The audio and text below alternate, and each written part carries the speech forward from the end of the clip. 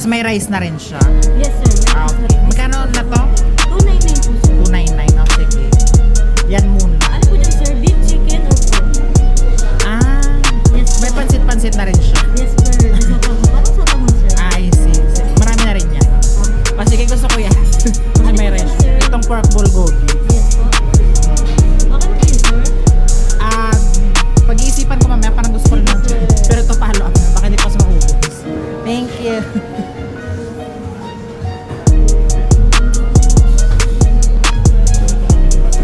So, yun na guys. Naka-order na din tayo. So, wait na lang natin. It's okay. Naiintindihan ko naman.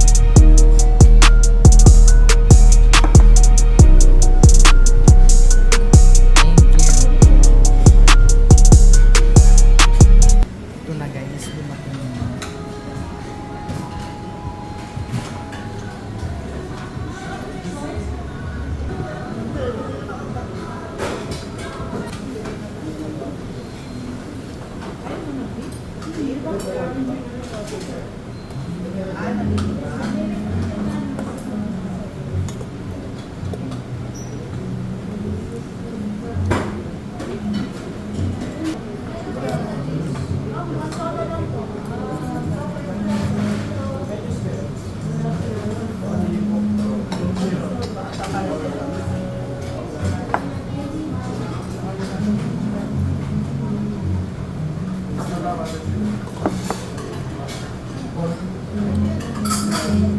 na.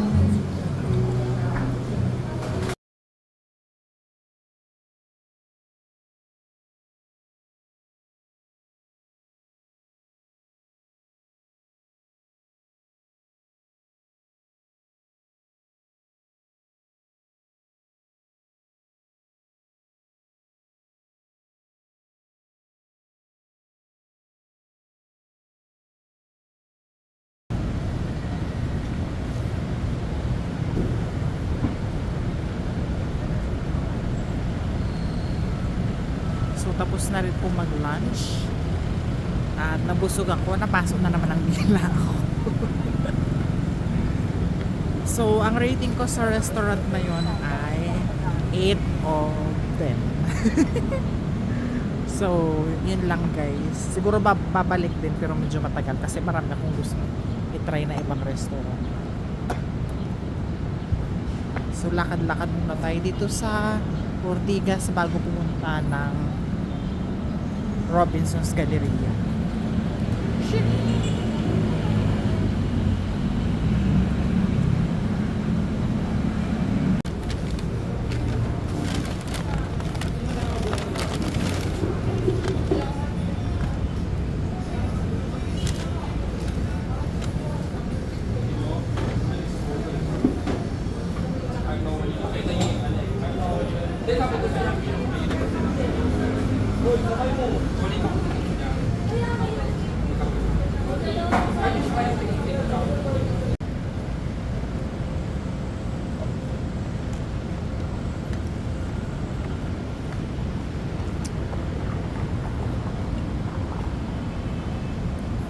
Tapos na-discover ko guys na mas mura pala ng dihamak yung mga items sa McDo pag dun ka nag-order mismo sa app.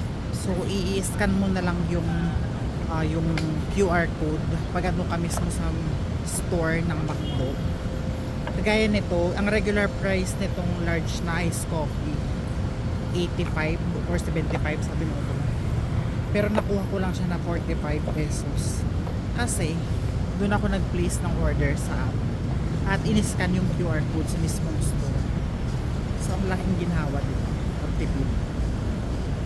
Punta na tayo sa Robinson's.